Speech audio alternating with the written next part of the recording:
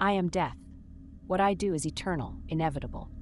I walk among the living, silent as the touch of a final breath, invisible as the space between one thought and the next. Most souls fear me, flee from my embrace, but some are different. There are those who search for the abyss, who lean toward the darkness, believing they can understand the inexplicable. It is these souls that, for some unfathomable reason, become the most fascinating. This is the story of one such soul, a young woman I guided to the other side. It was a starless night, and the wind passing by Ravenswood carried an ancient whisper. There, atop an isolated hill, stood a school where silence spoke, and the walls bore the weight of untold secrets. And it was there, in that prison of souls, that I met Lilith Harrington. Lilith was a girl with deep eyes and pale skin, carrying a melancholy air like a cloak. She had lost her parents in a car accident, and since then had lived as a visitor in the world, observing everything with a cautious curiosity, like someone who already knows just how cruel life can be. After the accident, she developed a strange obsession with everything hidden between the worlds of the living and the dead. Books on the occult, death, mysticism, anything that might give her a glimpse of what her parents might have encountered on the other side. When she was sent to Ravenswood Academy, she thought perhaps the isolation of the place would help to silence the pain in her chest. But instead, she found something far darker. The school was vast, with hallways that snaked through the building like veins pumping a cold, sinister energy. The walls were covered with ancient portraits of students and teachers from past eras, their expressions frozen in looks that seemed to follow those who dared to walk through at night.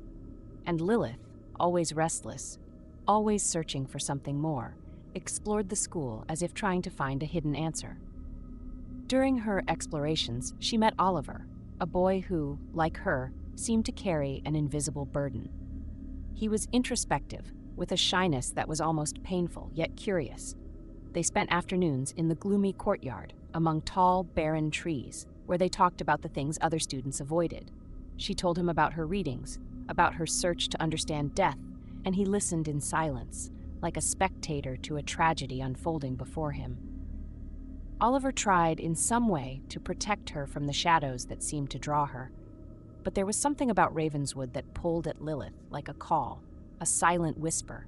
Perhaps it was the library, a dark and abandoned place where musty books hidden on the highest shelves held secrets long forgotten. But there was another reason, a presence, a figure Lilith felt watching her from the shadows, the history teacher, Mr. Mathers. Mathers was a man of sallow appearance, thin and tall, with a face that never seemed to show emotion. His eyes were dark and sunken, like bottomless pits, and there was something disturbing about him, something that went beyond eccentricity. He often singled out Lilith to answer questions about the darkest events in history, making other students whisper as if they saw in her something she herself could not perceive. Then came the invitation to the Winter Ball. It was a long-awaited event, a rare moment of distraction in the sullen atmosphere of Ravenswood. Lilith had no intention of going, but Oliver convinced her. Perhaps, he thought, a night of celebration might chase away her dark thoughts.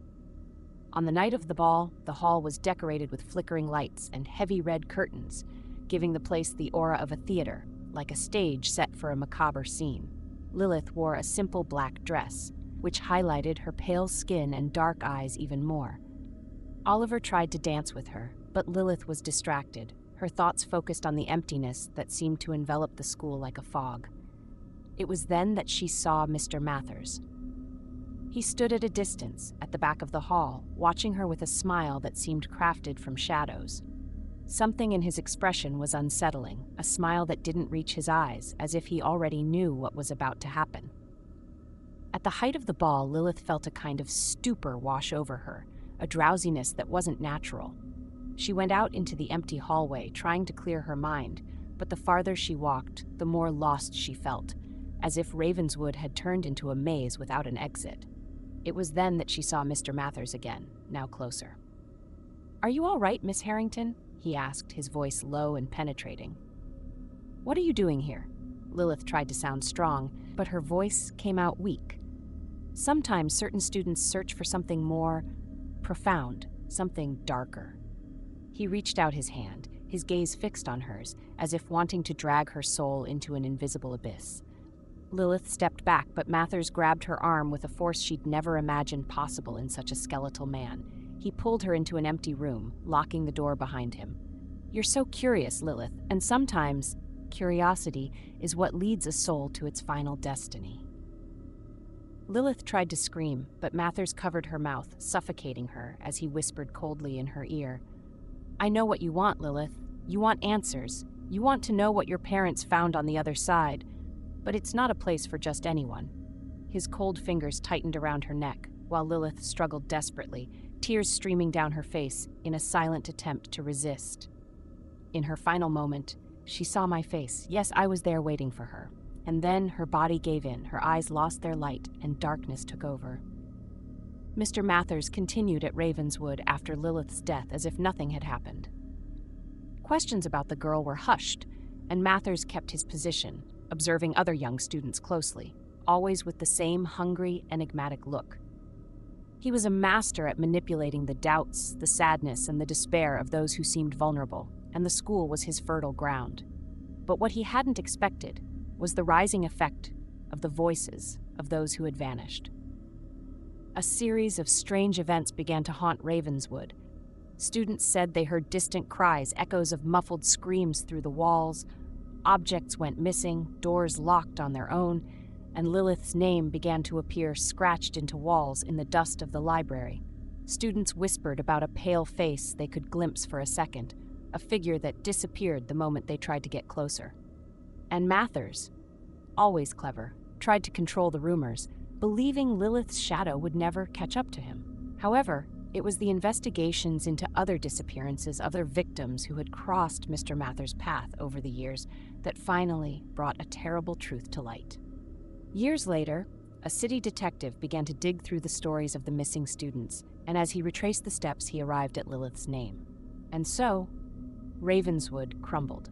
Mathers was arrested, and his unchanging expression finally gave way to a haunted look, the kind of fear that only those who know what they've done condemns them to a terrible place.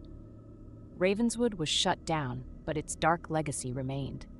They say that, on starless nights, the shadows of Lilith and so many others still roam the dark corridors.